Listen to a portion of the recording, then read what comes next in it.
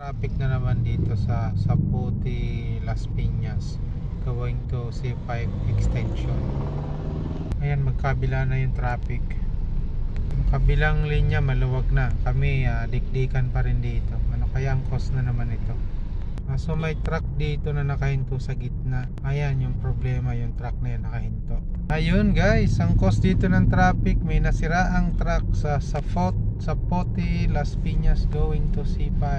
Nasa may ano siya, kabila sa may malapit sa hospital ng Las Piñas, or halos tapat.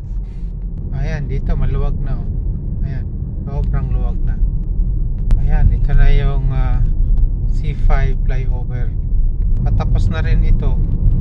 Kasi yun guys, yun ang naging cause doon ng traffic sa may Las Piñas sa Puti Road, yung nasiraang truck. Ito, maliwanag na ito. Kaya bye, good morning.